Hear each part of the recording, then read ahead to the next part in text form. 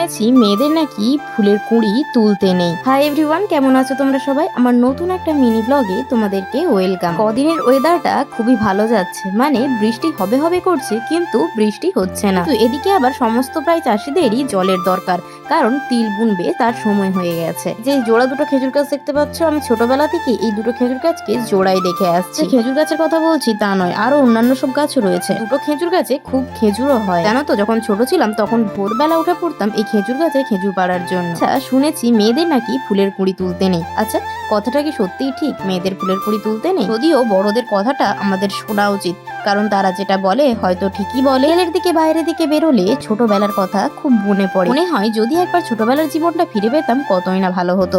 কারণ ছোটবেলায় বিকেল হলেই শুধু খেলা আর খেলা, খেলা ছাড়া আর কোনো কিছুই হতো না।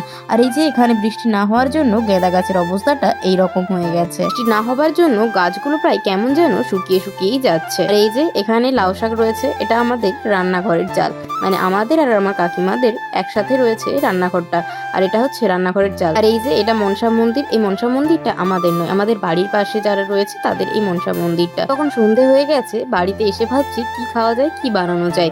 তো তারপরে মনে পড়লো না, এখানে আর ভালো লাগছে না, দম বন্ধ হয়ে আসছে। তাই চটপট করে উপরে চলে গেলাম, মানে ছাদে চলে গেলাম। কারণ বিকেলের দিকে ছাদটাও এখন ভালো লেগে গেছে, সুন্দর ফুরফুরে বাতাস দিচ্ছে। তাই জন্যই আমি ছাদে বিশেষত চলে গিয়েছিলাম, ঘরে যেমন দম বন্ধ হয়ে আসছিল। একে বিকেল বেলা হলেই ছাদের মধ্যে চলে যাও, আমাকে কমেন্ট করে জানিও তো। আর কার কার ভালো লাগে সেটাও কমেন্ট করে জানিও। তো আজকের ভিডিওটা এতটা পর্যন্তই, দেখা হচ্ছে পরের একটা অন্য ভিডিওতে। ততক্ষণে তোমরা ভালো থেকো, সুস্থ থেকো, টাটা সবাইকে।